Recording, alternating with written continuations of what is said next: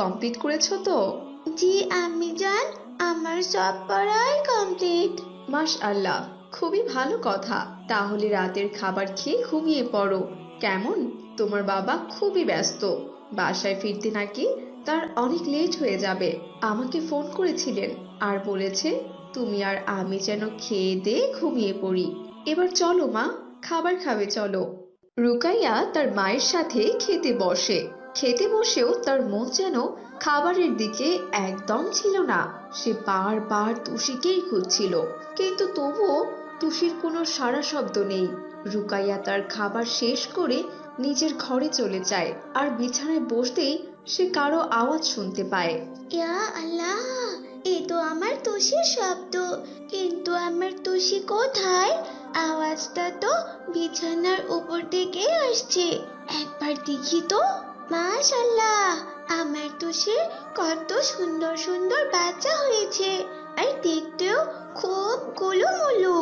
ও তুষি, তুমি এখানে ছিলে, আর আমি তোমাকে পুরো বাড়ি খুঁজে বেড়াচ্ছি। আজ তো আমি আমার তুষির সাথে নতুন 3টা মেহমানও পেয়েছি। আলহামদুলিল্লাহ।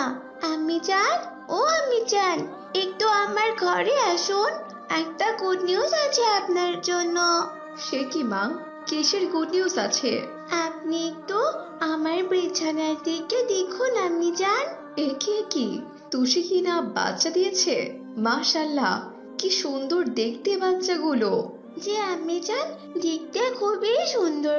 আমি তুষিকে কত খুঁজেছি, কিন্তু আমি কোথাও তুষিকে খুঁজে পাইনি। আর তাছাড়া আমি তো বুঝতেই পারিনি যে তুষি আমার বিছানায় শুয়ে আরাম করছে। ওর হয়তো শরীরটা খুব খারাপ করছিল, তাই না আমি জান? এভাবেই তুষিকে নিয়ে সে রাতটি কেটে গেল। ভোরবেলা রুকাইয়া উঠে ফজরের সালাত আদায় করে নিল। এদিকে তুষির ছোট্ট ছোট্ট ছানারা রুকাইয়ার নামাজ পড়ার তরিকাগুলো মনোযোগ দিয়ে দেখছিল। দেখতে দেখতে রুকাইয়ার মাদ্রাসার সময় হয়ে যায়। রুকাইয়াকে ডাকতে তার সহপাঠীরা চলে আসে। আসসালামু আলাইকুম রুকাইয়া। ওয়ালাইকুম আসসালাম রুমা, তুমি কেমন আছো? আলহামদুলিল্লাহ, তুমি কেমন আছো? রুকাইয়া, তুমি এখনো এই তুষিকে নিয়ে বসে আছো? তুমি মাদ্রাসায় যাবে না? হ্যাঁ হ্যাঁ রুমা, যাবো তো। তার আগে তোমাকে আমাদের বাসার নতুন মেহমানের সাথে পরিচয় করিয়ে দিচ্ছি। আয় আয় আয় পুষ পুষ পুষ, আয় আয় পুষ পুষ পুষ। কোথায় কোথায় তোরা, কোথায় তোরা গোলুমোলু ছানারা? বুলবুল তুলতুল তুলতুল, তাড়াতাড়ি আয়। রুকাইয়ার এমন মিষ্টি ডাক শুনে তুষির 3 ছানা সেখানে চলে আসে। মাশআল্লাহ, তুষির কত সুন্দর 3টা বাচ্চা হয়েছে, কত কিউট দেখতে। ইচ্ছে করছে সারাদিন ধরে এদের সাথে খেলা করি, কিন্তু আমাদের তো সামনে পরীক্ষা, এখন বেশি বেশি করে পড়াশোনা করতে হবে। তাই চলো রুকাইয়া, এখন আমরা মাদ্রাসায় যাই। রুমা এবং রুকাইয়া মাদ্রাসায় চলে যায়। ছুটির পর রুকাইয়া বাসায় ফিরে দেখে তার মামাতো বোন রাবেয়া এসেছে। আসসালামু আলাইকুম আপু, কেমন আছো তুমি? আর তাছাড়া তুমি কখন এলে? ওয়ালাইকুম আসসালাম, এই তো আলহামদুলিল্লাহ, আমি একটু আগেই আসলাম রোকাইয়া। তুমি তো মনে হচ্ছে মাদ্রাসা থেকে এলে, তা তোমার লেখাপড়ার কি অবস্থা? আলহামদুলিল্লাহ আপু। জানো আপু, আমাদের বিড়ালের 3টা বাচ্চা হয়েছে, খুব সুন্দর দেখতে। আমি ওদের নাম রেখেছি বুলবুল, তুলতুল আর টুলটুল। ওহ, তার মানে এগুলো তোমারই বিড়াল? সরি রুকাইয়া, আমি একটু আগেই তোমার তুষি আর ওর বাচ্চাদের বাইরে বের করে দিয়েছি। ইয়া আল্লাহ, এসব আপনি কি বলছেন আপু? আপনি এমন কাজ কেনই বা করেছেন? কারণ তোমার বিড়াল খুব বাজে। আমি যখন খাবার খাচ্ছিলাম তখন তারা খাবার চাইছিল, আমি খাবার দেইনি বলে তখন হিংস্র দৃষ্টিতে আমার দিকে তাকিয়েছিল, তাই তো আমি ওদেরকে বের করে দিয়েছি।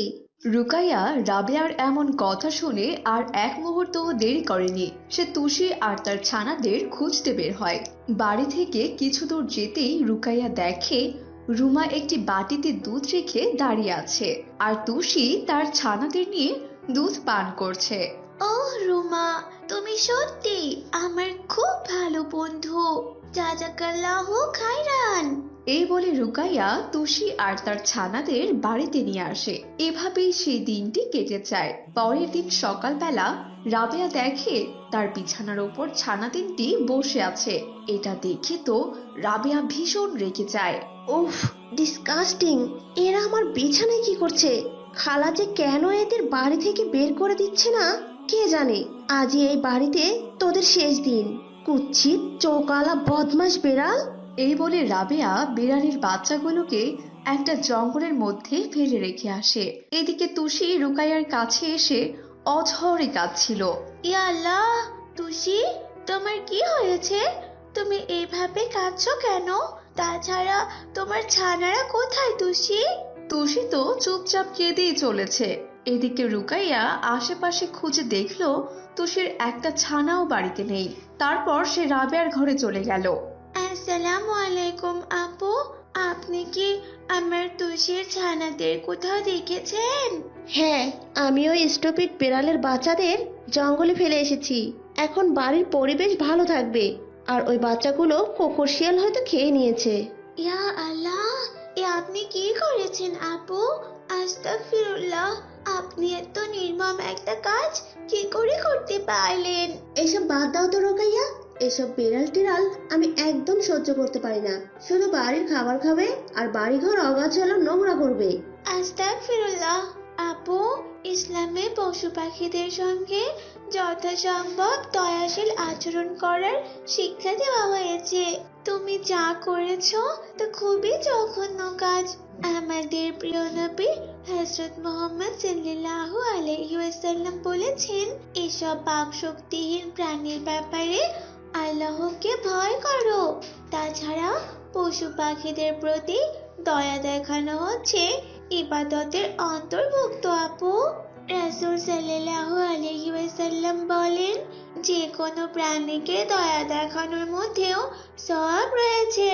তাছাড়া যে প্রাণীদের কষ্ট দেয়, আমাদের প্রিয় নবী করিম সাল্লাল্লাহু আলাইহি ওয়াসাল্লাম তাকে অভিশাপ দিয়েছেন। এসব করা তোমার একেবারেই ঠিক হয়নি।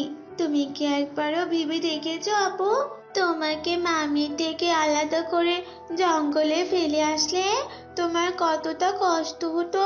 ঠিক তেমন কষ্ট এখন ওই ছানাদের হচ্ছে। আর তুমি কি না ওদেরকে তুষির থেকে আলাদা করে দিলে? ওর মায়ের অবস্থা কেমন হচ্ছে তা কি তুমি জানো?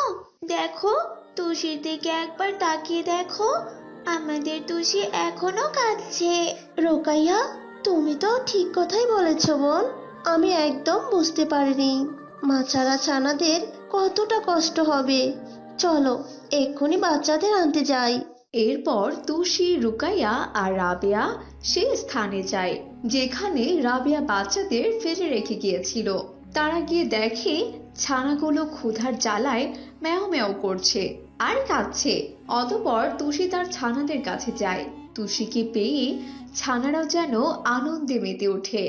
রূপপুর গ্রামে হাফসা তার দুই মেয়ে রাবেয়া এবং রুকাইয়াকে নিয়ে বাস করত। রাবেয়া মাদ্রাসায় পড়াশোনা করত আর রুকাইয়া তার মায়ের কাছেই থাকতো।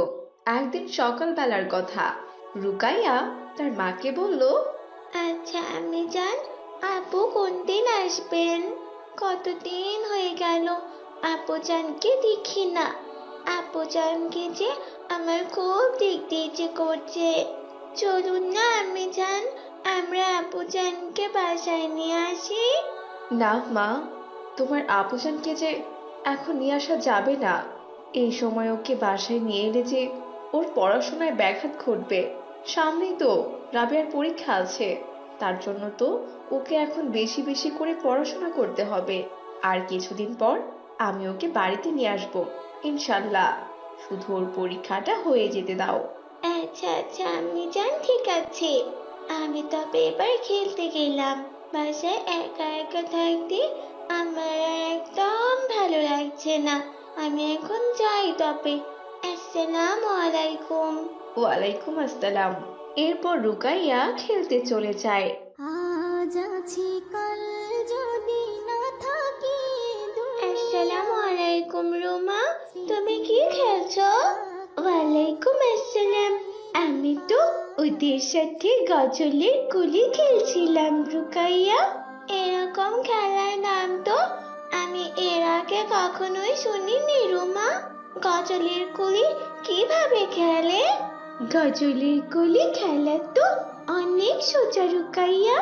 তোমাকে যে কোনো একটা অক্ষর দিয়ে গজল বলতে হবে, আর কোন অক্ষর দিয়ে তুমি গজল বলবে সেই অক্ষরটা তোমাকে অন্যরা বলবে। যেমন এখন আমি তোমাকে বলছি। রুকাইয়া, তুমি ওই দিয়ে একটা গজল বলো তো।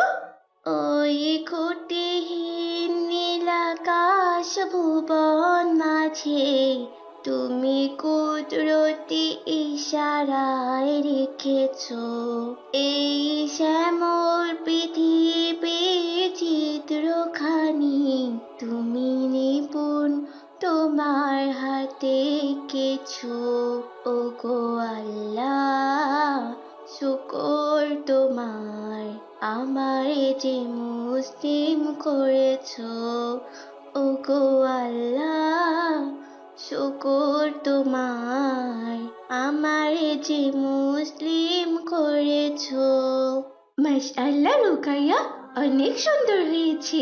এই তো তুমিও খেলা শিখে গেছো। জাযাকাল্লাহু খাইরান। তুমি আমাকে অনেক সুন্দর একটা খেলা শেখালে রুমা। আমার খুব ভালো লাগছে।